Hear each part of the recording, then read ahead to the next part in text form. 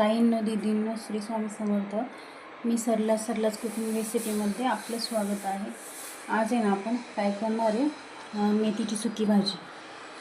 त्याच्यामध्ये मूग डाळ टाकलेला आहोत आणि शेंगदाणे टाकलेला आहोत.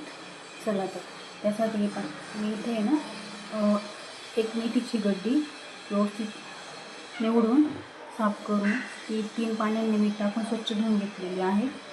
त्यानंतर इथे बघा मी आहे ना ही मुगाची डाळ जी आहे ना अर्धी वाटी घेतलेली आहे. जेवढी आपली भाजीची क्वांटिटी असेल ना तेवढीच घ्यायचं. तुमची जेवढी असेल तेवढी तुम्ही वापरू शकता. ही मी भिजत घातलेली आहे. आणि त्यानंतर मी अर्धी वाटी शेंगदाणे घेतलेले आहे, ते भाजून घेतलेले आहे चांगलं. त्यानंतर इथे 5-7 मिरच्या घेतलेल्या आहे हिरव्या. त्यानंतर इथे जिरं. त्यानंतर इथं लसूण पाक्या स्वच्छ साफ करून घेतलेला आहे. त्यानंतर इथे तेल. चला तर बनवूया. इकडे आहे ना कढई ठेवलेली आहे. आता कढई तापलेली आहे. त्यानंतर यामध्ये ना आपण तेल टाकून घेणार आहोत.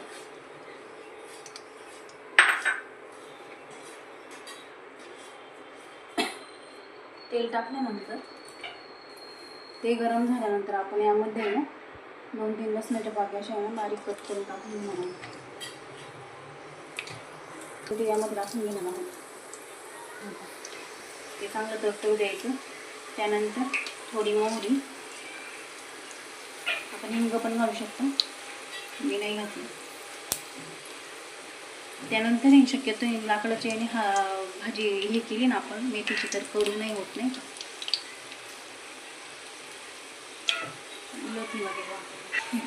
त्यानंतर आता आहे ना आपली जी भाजी आहे ना ती भाजी आपण यामध्ये टाकणार आहोत. आता आपण भाजी यामध्ये टाकलेली आहे. आता मी आपण असं मिक्स करून घेणार.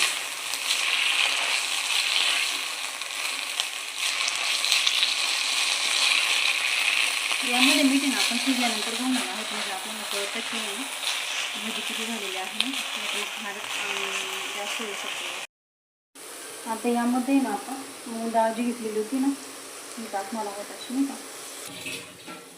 त्यानंतर एक आपण जी मिरची घेतली होती ती मिरची यामध्ये टाकून घेणार आहोत. त्याचे तुकडे करून घेतलेला आहे. आणि जे शेंगदाणे घेतलेले होते ना भाजून ते पण यामध्ये टाकणार आहोत आपण. आणि यामध्ये पण आहे ना आपण 2-3 लसणाच्या पाकळ्या टाकायच्या अशा. त्यानंतर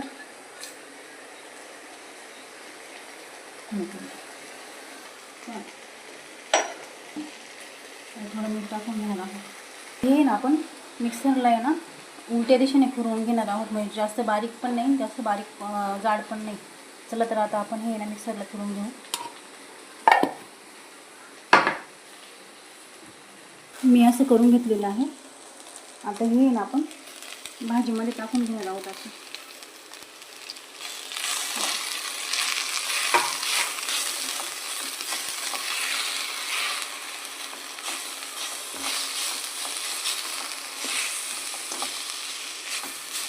नॉर्मल पाण्यामध्ये, म्हणजे थोडंसं पाणी टाकलं तर जास्त पाणी टाकायचं. ऑलरेडी आपण आहे ना भाजी जी धुतलेली असते त्याच्यामध्ये पाणी असतं, त्यामुळे ते ॲब्झॉर्ब होतं.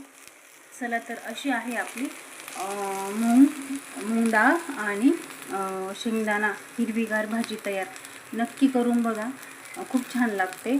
माझा व्हिडिओ तुम्हाला कसा वाटला तो कमेंट करून नक्की सांगा. व्हिडिओ आवडला असेल तर व्हिडिओला लाईक करा, शेअर करा आणि सबस्क्राईब करा. तोपर्यंत भेटूया.